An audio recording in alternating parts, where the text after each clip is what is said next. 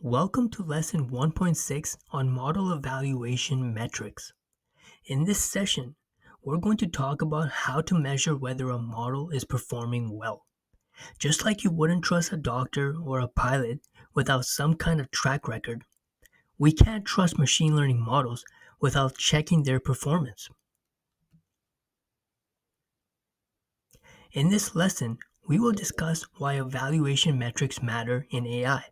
We'll look at the core metrics such as accuracy, precision, recall, F1 score, and ROC AUC. We'll also break down the confusion matrix using a spam detection example, and then move into bigger picture ideas like overfitting, underfitting, and the bias variance trade off. So let's begin. So, why do evaluations matter? Evaluation is essential because not all your errors are created equal. Accuracy tells you the percentage of correct predictions, but in many real world problems, that number alone can be misleading. Take a medical test. If only 1% of patients have a disease, a model that always predicts no disease will be 99% accurate, but it's useless because it misses every actual patient. Or think of a spam filter. Marking your boss's email as spam is very different from letting one extra spam message through. The first mistake could hurt your job. The second is just an annoyance. Different scenarios demand different metrics. So the real goal is not just measuring performance, but selecting the right metric that aligns with the cost of mistakes in your problem. So accuracy. Accuracy is the simplest metric. It measures how often the model is correct overall. The formula is straightforward. Correct predictions divided by the total number of predictions.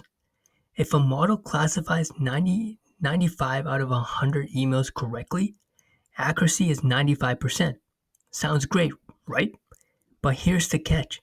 If 95% of emails are not spam, a model that always predicts not spam also scores 95%. That means it never actually identifies spam, but still looks impressive on paper. That's why accuracy works best when the classes are balanced, when you have roughly equal numbers of positives and negatives. In imbalanced cases, accuracy can hide poor performance and give a false sense of confidence. Precision. Precision asks, of all the things the model predicted as positive, how many were actually correct? The formula is true positives divided by true positives plus false positives. In plain language, when the model says this is spam, how often is it right? A model with high precision has very few false alarms. Imagine a spam filter with excellent precision. It almost never throws your boss's email or your bank statement into the spam folder. That's precision at work. Trust in the model's positive predictions. The downside is that a very high precision model might play it safe and only flag the most obvious spam, letting other spam sneak through. That's where recall comes in. So recall. Recall flips the question. Out of all the actual positive cases, how many did the model catch? The formula is true positives divided by true positives plus false negatives. In the spam filter example, recall tells us what percentage of all spam emails were correctly identified. A high recall spam filter means almost every spam message ends up in your spam folder, but there's a trade-off. A model with extremely high recall might become too aggressive, throwing some legitimate emails into spam just to avoid missing any spam. So precision is about avoiding false alarms, while recall is about avoiding misses. Depending on the situation, you may care more about one than the other. So F1 score. The F1 score combines precision and recall into a single number using what's called the harmonic mean. Why, why harmonic mean instead of a simple average? Pardon me, why harmonic mean instead of a simple average? Because it punishes extreme imbalance. If precision is very high but recall is very low, or vice versa, the F1 score drops. This makes it a balanced way to judge models when you care about both false alarms and misses. For spam detection, you want both. You don't want too many legitimate emails flagged, and you also don't want spam slipping through. F1 helps ensure the model performs well on both sides. It's especially valuable when your dataset is imbalanced, like fraud detection or rare disease diagnosis. ROC and AUC. ROC stands for Receiver Operating Characteristic Curve. It's a graph that shows the trade-off between the true positive rate, recall, and the false positive rate at different thresholds. Imagine shifting how strict or lenient your spam filter is. At one setting, you might catch more spam but risk more false alarms.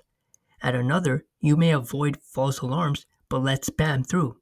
The ROC curve shows all those trade-offs. The AUC, or area under the curve, gives a single number summarizing the model's ability to separate classes. An AUC close to 1 means the model is excellent at distinguishing spam from non-spam. An AUC around 0.5 means the model is no better than guessing.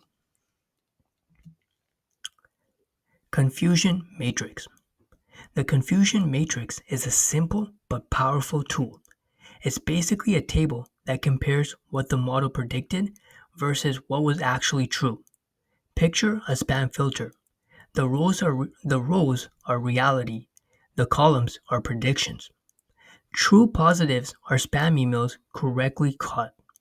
False negatives are spam emails missed and left in your inbox. False positives are legitimate emails wrongly flagged as spam. True negatives are safe emails correctly passed through. From this table, we can calculate accuracy, precision, recall, and more. The confusion matrix doesn't just give one number, it lays out the full picture of how the model is succeeding and where it's failing.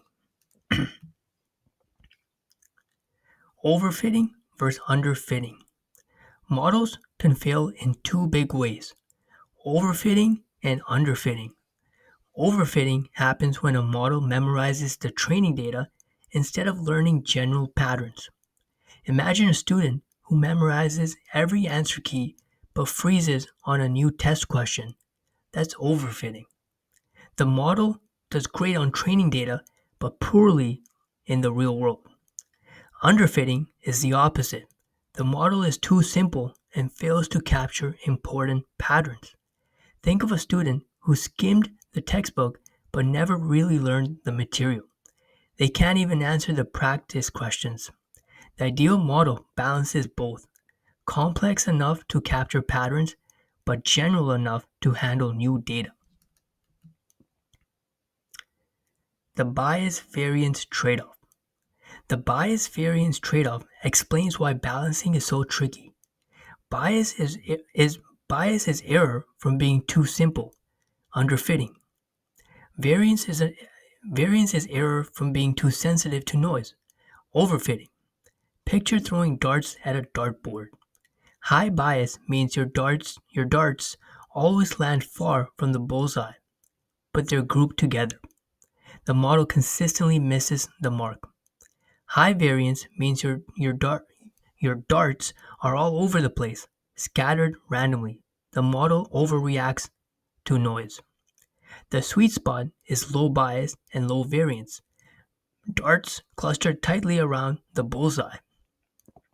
In practice, this means tuning your model to capture patterns without overreacting to random quirks in the data. All right, so to wrap up, accuracy is simple but can be misleading if the data is imbalanced. Precision and recall let you explore the trade off between false alarms and missed detections. The F1 score balances the two when you need both. ROC AUC gives a bigger picture of how well your model separates classes. The confusion matrix shows you exactly where your model is right or wrong. And beyond metrics, we saw that overfitting and underfitting are constant risks, which are explained by the bias variance trade off. The bottom line is that evaluating models is not about one magic number, it's about choosing the right metric for the right problem.